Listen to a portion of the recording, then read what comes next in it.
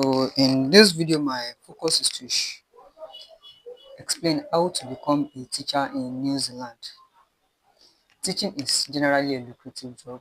It's a prestigious profession of impacting knowledge into younger generations, and all around the world, teachers are needed. But in this case, my focus is to explain how anybody from anywhere in the world can become a teacher in New Zealand, even without knowing anything at all with teaching in New Zealand, basically. In New Zealand, teachers earn about 25 New Zealand dollar to about 35 New Zealand dollar, depending on your area of specialization, your level of teaching, and your pay scale entry level. So this amount is basically very reasonable compared to how much teacher earns in some other countries. So, and that is why I decided to bring this to your notice, because it's an opportunity that you can take advantage of. And the earlier you start preparing for it, the, the better. So without much ado, let's quickly go into the sections of this video. So what are the steps you have to follow to become a teacher in New Zealand? Number one is international qualification assessment. This is just like the credential evaluation that is done in some other countries. Like for example, if you want to go to the United States and you need to study, you need to do your credential evaluation with the World Evaluation Service, WES. But in this case, you're going to be doing your international qualification assessment, IQA, with the New Zealand Qualification Authority.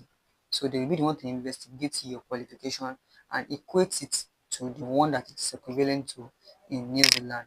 And therefore, from after that IQA assessment, you will now be able to use your credential in New Zealand for whatever you want to use it for. So this process is usually carried out by the New Zealand Qualification Authority, NQZA, and applicants usually apply on the website of the NQZA. The link to the website is available in the video description. So, and I need to bring it to your notice that there are different kinds of IQA, that is International Qualification Assessment. So, and you need to be knowledgeable about this. You can know the one you are going to do. In this video, our focus is to become a teacher. So I'll be tailoring all the explanation in this video towards that. So, but I need to state that there is something called the skill shortage in international qualification assessment.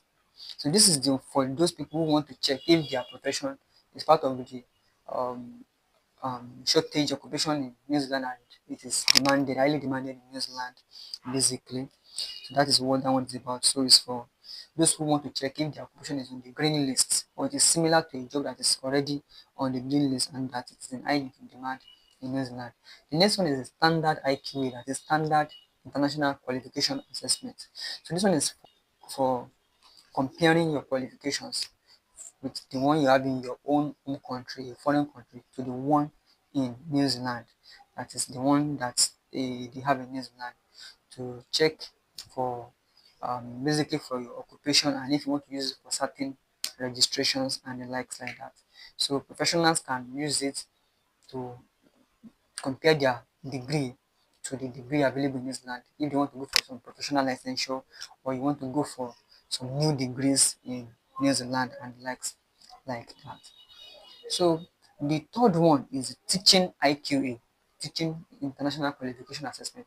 This is the one you are going to choose when you go to the website to do your international qualification assessment. So this is the one, the IQA, that is used to register for teaching profession. Mm, and it's also used for to assess teaching salary and to be able to get integrated into the pay scale and the teaching profession in New Zealand, basically. So, like I said before, to be able to carry out this international qualification assessment, you have to apply for it on the NZQA website, that is the New Zealand Qualification Authority website.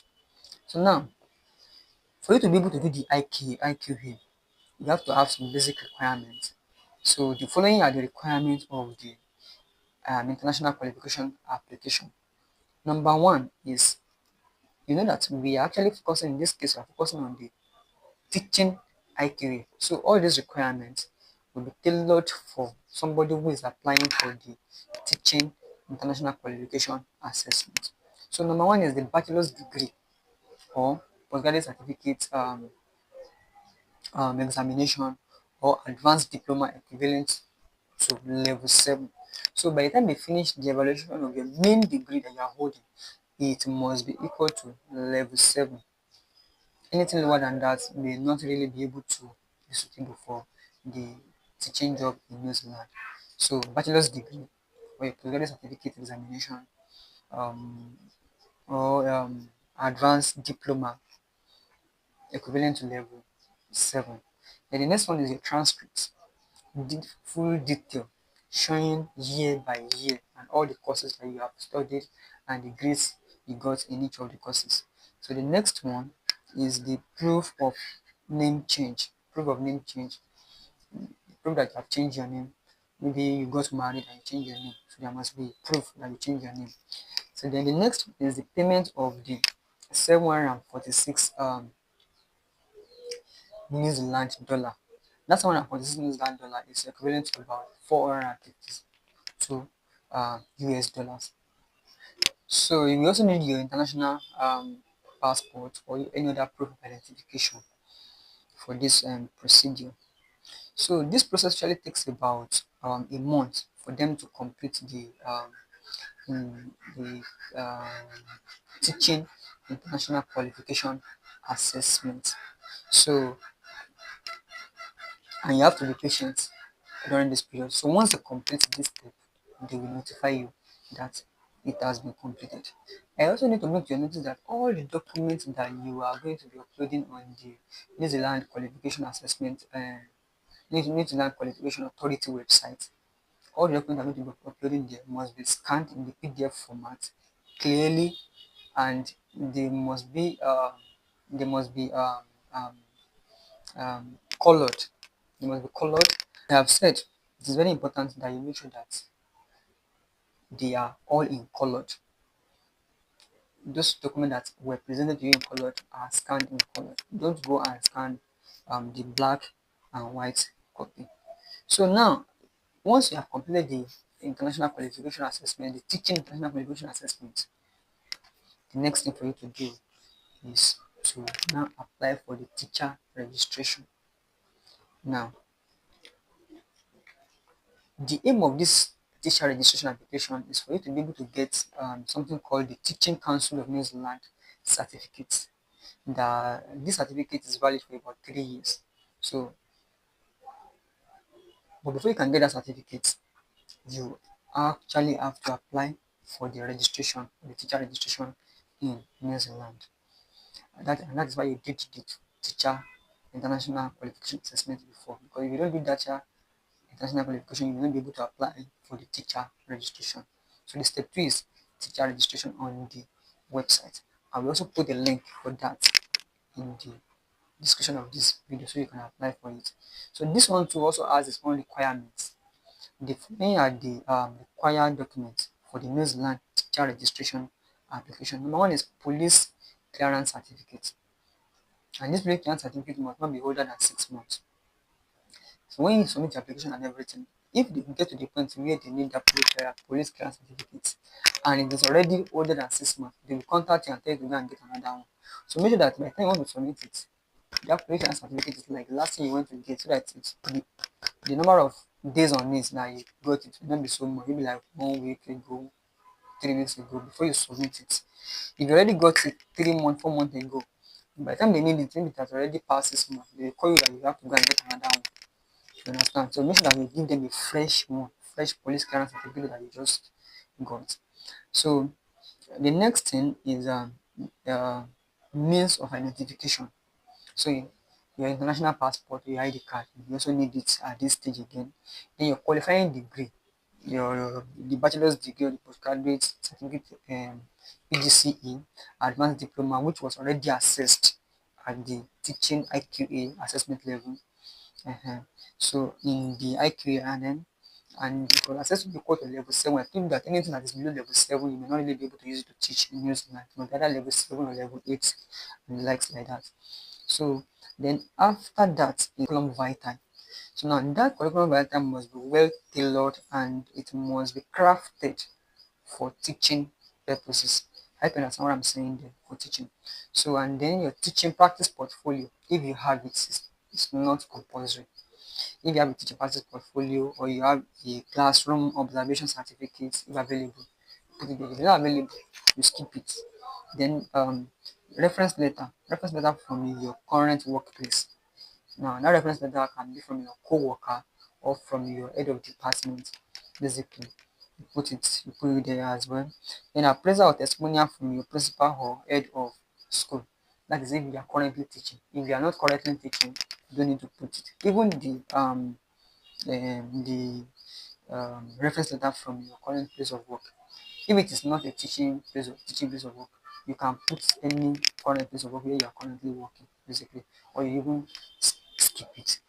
If anything that you don't have there as that are just other additional trying to ask for your experience before and all those kind of thing, and you don't have it, just skip it. And if you have anything that's related, put it still. So then all your certificate or evidence of professional development. So if there's any other thing that you have done in the past to develop yourself, online courses, professional courses that you took, anything like that, you put it there. Basically, technically, from the way this thing is structured, the most important thing is the base degree that you had, your main degree, your main qualification, or your previous certificate exam or the advanced diploma, which is your main qualification. Yeah, that is the most important thing. The rest are just like additional cosmetics to it. And if you don't have any of them, it cannot stop you. I can understand that now. So thing that you have told before basically, what will happen is that it means that after they have done all the assessment for you and the degrees go to level 7 and everything, and you apply for the registration and you got the certificate. It simply means that you're going to go and start from the lowest level of the pay scale. And that is still something reasonable. Like that's still a whole lot of improvement for a lot of people, especially in their finance and the likes like that. So such a person that doesn't have anything will start from the base of the pay scale. So like I said, if you ask me, it's still a great improvement. So the next thing is your proof of language proficiency. For the purpose of registration, you can use the following, any of the following, you can use it to prove your English language proficiency. Number one is your language test results, like IELTS, TOEFL, and the likes like that. If you have it, use it. Then, if you don't have it, if your main degree was obtained from an English-speaking country and your degree was taught in English, then you can go and get an institutional certificate of English proficiency from the institution where you studied. Then you submit that it is accepted. You can use it. So you so basically so that's it. So you go to the website. I told you I will be linking the website in the description of the video. You create an account there, then you fill all the forms that are there, and then you upload all the required documents. Once again, don't forget, all the documents must be um um scanned in PDF format in their colored version, and then they must all be certified. All the documents are using must also be certified where applicable. And in this stage as well, you are going to pay in this stage as well. And the payment in this stage is um, around 565 New Zealand dollar. That's around 339 US dollar. Basically, that's still very reasonable. So then wait for about a month. It could be a little higher or a little less. So you wait for about a month for their approval and for you to receive the New Zealand Teaching Council certificate, which confirms that you have been registered in the New Zealand teaching teaching service. So when the registration is completed, that is when you now proceed to the next level, and the next level is job hunting. So I have listed a lot of websites in the video description you can use to search for job. They are basically functioning all around the world, and they also have information about jobs, especially teaching jobs and other jobs in New Zealand that you can use. I have listed them in the video description, so just check the video description. You will see a lot of them there. So while you're applying for teaching, depending on your qualification, you can hope to find a job in any of the following levels. Yeah. I need to bring to your notice the levels of jobs that are available. There's early childhood or pre-primary school teacher, like kindergarten, daycare, nursery and primary, nursery 1 and 2, those kind of classes. Yeah, they need teacher for that level too. So there are teachers in that category as well. Then there's primary school teacher, primary school proper, like from primary 1 to like primary 5 or 6, depending on how they categorize it. There are teachers for that level as well. There are teachers for the middle school. Middle school is junior school, like JS1 to JSS3, something like that. That is the junior secondary school. And then there are teacher for senior secondary school as well. Basically, there are teacher that covers both secondary school generally.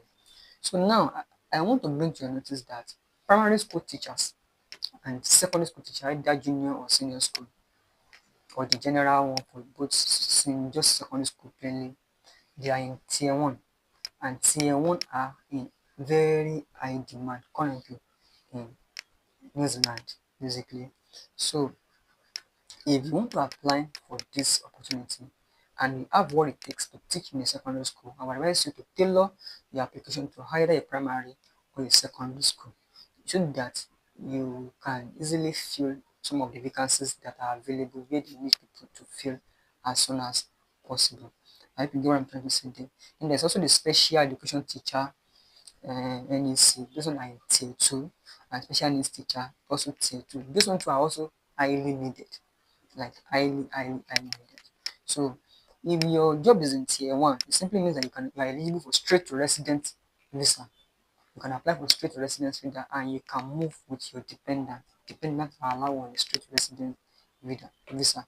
I will still talk about the visa, the visa options that you have in soon as just make sure you watch the video today and you see it. So but if you are in tier 2, you are eligible for the work to residence visa. So technically, either any of the parts you choose to get to, you are still going to get to your resident permit in the long run.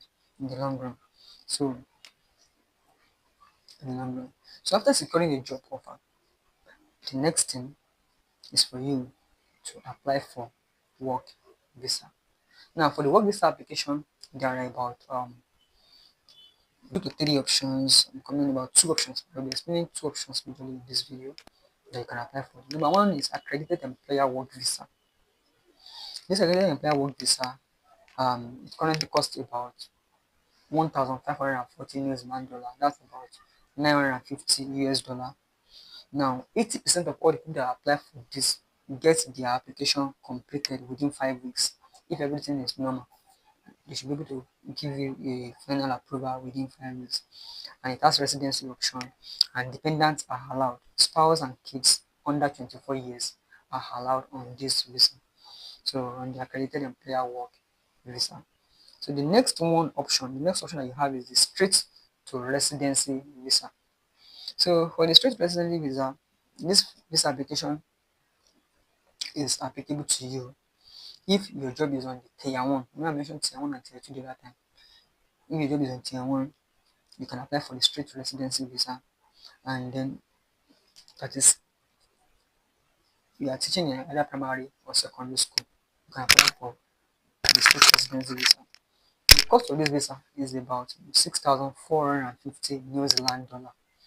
6,450 New Zealand dollar. And that is about 3,785 US dollar. And it has an indefinite stay. Once you apply for it and you get it approved, you can stay in New Zealand for as long as you want. And 80% of the applications are completed within 3 months. So it takes a longer time than the accredited employer work visa. So basically, so to apply for this, you must be younger than or exactly 55 years old. Once I above 55 years, it will be difficult to get the visa. In fact, they will not give it to you because on the official website, what is there is you have to be lesser than 55 years or equal to 55 years. So, and then you must have gotten a job from an accredited employer, and the job must be a full-time job, and you must be able to speak good English. So, this visa allows you to live and work and study in New Zealand, and you can include your partner and your dependent children age 24 or younger in your visa application. The two visa options I spoke about in this video allow you to go with your dependents, the accredited employer work visa or the straight to residency visa. Both of them allow you to move with your dependents, your spouse and your children younger than 24 years old.